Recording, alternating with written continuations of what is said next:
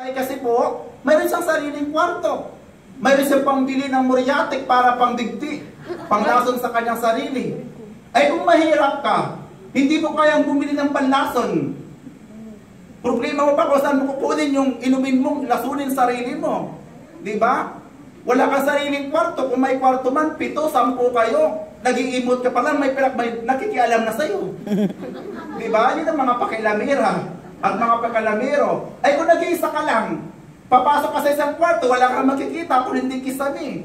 Wala kang maisip kung hindi yung gusto mong isipin. At wala nakikialam sa'yo. And that is the disadvantage ng mga maunlad at mayayaman. Minsan may advantage din parang pagiging mahirap at marami. Wala pa ka natin muna ang Panginoon. Bad conscience make you not feeling well, of course. Kapag mayroon po tayong mga tinatawag po na umuusig sa budhi po natin, hindi ho tayo magkakaroon ng tinatawag po na mapayapang kalooban. For the first time in the history of the Philippines, mga kapatid sa Panginoon, inusig ang napakarami pong budhi ng mga malihong gawain. Try to imagine, in just one day, ang nagsusurrender dahil sa mga masamang gawain, umabot ng almost 3,000 in one day po lamang yan. And all in all, total na more than 6,000 na ho, including po sa gawain po ng drugs. Try to imagine. Hindi kaya sila po inusig ng kailang pong budhi? Hindi po kaya dahil sa may leadership yung leader? I don't think so. Pero, ang punto ho dito, miserable kailanman ng isang taong alam niya ang kanyang buhay at ang kanyang ginagawa, mayroon siyang nilalamangan, mayroon siyang dinadaya. At hindi ito ang magbibigay sa iyo ng kapayapaan. Kayo nga dito, subukan nyo. Kung hindi kayo magkabulol-bulol din. Wala pa ka natin muna ang Panginoon. How to feel good inside and out, not only to be clean in our physical appearance and our surrounding, but to be nourished by the Word of God. Isa din pong factor para ho tayo po'y makaranas ng tinatawag po na feeling happy. Yung hindi ho tayo stress. Paano ba ninyo paliwanag yung stress tayo? Alam niyo na yun, di ba? Alam niyo ba o... Alam? Oo, yun na yun daw. Wala pa ka natin muna ang Panginoon. Second is to nourish by the Word of God. Alam niyo po ba, mga kapatid sa Panginoon, kung mayroon po pinakamasayang Kristiyano, mananampalataya na nagiging masaya sa kanya pong buhay, na nakadama ng sobrang saya, alam niyo po sino yun? Yun pong mga beginners. Kung babalikan po lamang po natin, nung una po nating makilala ang Panginoon, ang saya-saya ho natin. Ang totoo lang po niyan, katatapos pa lang ng linggo, ng prayer meeting, gusto mo na linggo ulit. Amen. Diba? Bakit? Dahil doon sa mga pagkakataon na yon, doon mo nararanasan na hindi ka problemado. Meaning hindi ka stress. Meaning ikaw ay masaya. Sa madaling salita, mga kapatid sa Panginoon, yaon pong in love sa Diyos. Yaon po ang happy. Amen. Amen? Kaya kung gusto ho ninyong maging happy, balikan po ninyo ang inyong first love. Amen. Tama o tama? Tama. At magiging happy ka lamang kapag love mo ang kasama mo. Amen. Speaking happy. Amen. We love kita, ha? Huwag mo. At kapag pinag-usapan pati ang love, wala sa tanda at wala sa bata. Diba? Kasi ang love hindi tumatanda. Amen. Tingnan mo ang iyong katabi, tumatanda pa? Ay baka, walang love yan. Walang pakinatin mo ng Panginoon. Now, para po natin maranasan po itong happy feeling, ay dapat andoon po yung pagnonores po sa atin. Nanonores po tayo, patuloy po tayo, nakikinabang at nakikinabang ng salita ng Diyos. Amen. At sabi ko nga ho sa inyo, yaon pong higit na nakikinabang at masayang masaya sa kanya pong pagiging Kristiyano, hindi yung mga matatanda na. Maniwala ho kayo. And yet, alam niyo po ba, minsan yung mga matandang Kristiyano, yun na ho ang masyadong pinakamaarte. I start to say, and needless to say, pero yan na totoo. Amen? Amen. Naging mapili na, naging maarte na. Pero yung mga baguhan, kahit na ano ibigay mo, ulam yan, tanggap lang yan, masaya lang yan. Amen? Amen. Knowledge by the word of God. Ano ang sabi po mga kapatid ng Salmo? Chapter 119, verse 105. Your word is a lamp to my feet and a light for my path. Ang salita mo, Diyos, ay ilaw na tumatanglaw sa akin, liwanag sa aking dinaraanan. The word of God is comfort, gives comfort. The word of God gives yung tinatawag po na security.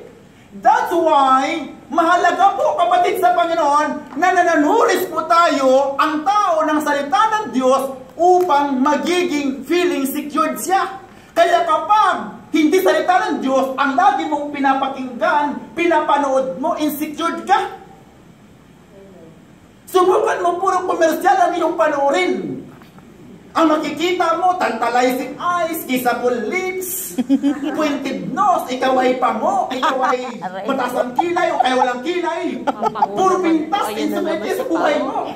Word of God ang pakinggan mo, magiging feeling secured ka. Amen. Palakpakan po natin ang Panginoon. That's why it is the important and the very important to listen the word of God. Why? Alam niyo ang tao ngayon, ang dami pong arte at halos lahat maarte. Kung pwede lang, i-maintain niya ang kanyang sukat na 46, 56, 56. Ay, grabe na pala yun. Mukhang out of ano yata yun. Out of order. I mean, ang tao po ay napaka-concerned at napaka-conscious about their health, about their body, about their figure, about their voice. At gagawin po nilang lahat para po ma-maintain po ito. Nagtitake ng ganito, vitamins A, B, C, D, and to Z.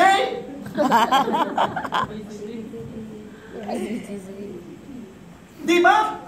Workout dito, workout doon, diet dito, diet doon, to maintain their figure. Amen. Para ma-detoxify yung mga yung mga tinatawag po na chemicals, carcinogens sa kanyang katawan. But alam po ba ninyo, the Word of God, kung bakit ito po'y napakahalaga at dapat tayo po'y nanunuri sapagkat the Word of God detoxifies Amen. us. Amen. Same po naman sa mga herbs, same po doon sa mga gamot, sa mga pampasiksi, sa mga pampabeauty, sa mga cosmetic. Ginagawa ng tao pero ang hindi na nalaman ng tao, taniniglit po ng tao. The Word of God detoxifies spiritual toxin.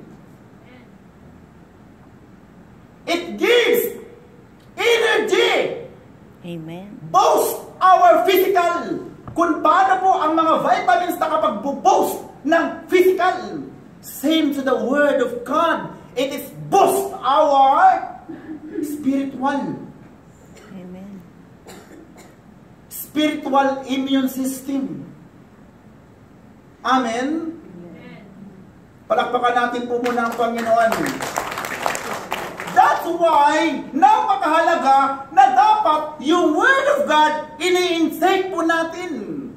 Minimeditate po natin. Kaya nauso po yung spa. Alam niyo ba yan? At yung, ano nga ba yung tawag doon? Yung parang nagkakaroon ng meditation na yoga is a part of meditation na kung saan proven by the medical expert na ito'y nakapag-re-relax, nakapag-re-relieve, nakapag-release ng maraming stress through that meditation. At sa spa, ganun din po mga kapatid sa Panginoon. The Word of God gives relax, gives focus, gives perspective. It energizes, it boosts us. Kaya kapag we are lack of Word of God, we are stressful. Amen. Diba? Ambut. Palakpakan natin muna ang Panginoon. Inom pala, iinom lang. Napakalaga po niyan, mga kapatid sa Panginoon.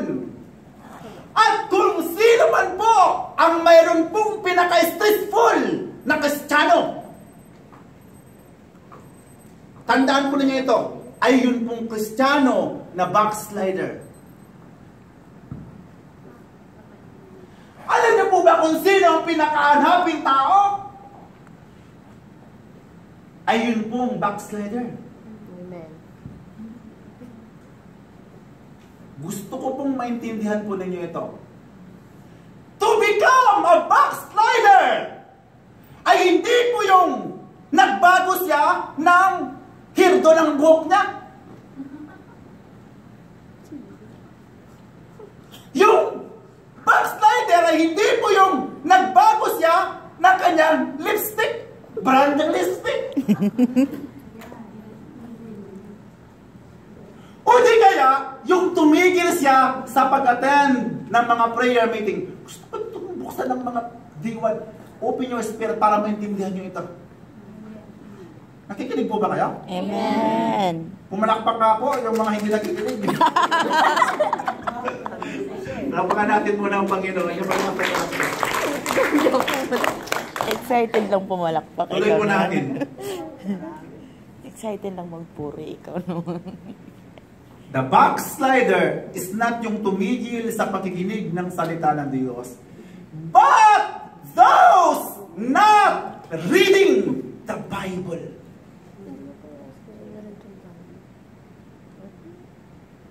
Yung backslider, the backslider, ay hindi yung nagpaalam na bumaba at tumigil at paano sabihin sa'yo, makinig ka.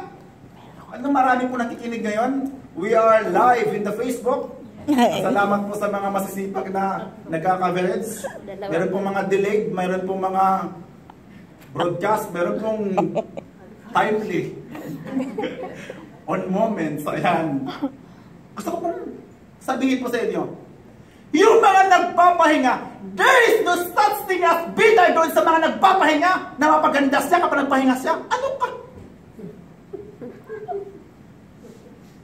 Wala akong lumago sa kanyang pananampalataya na nag-iisa. Amen.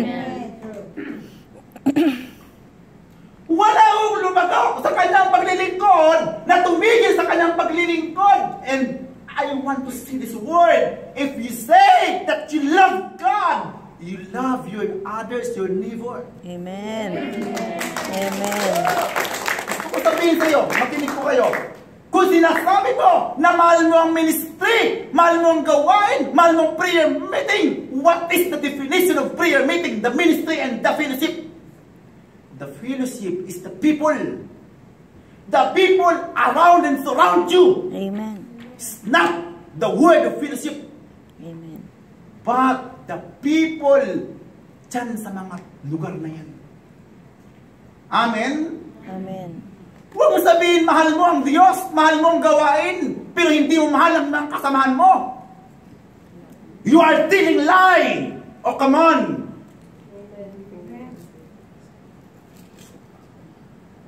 Amen? Amen. Tama o tama? Tama.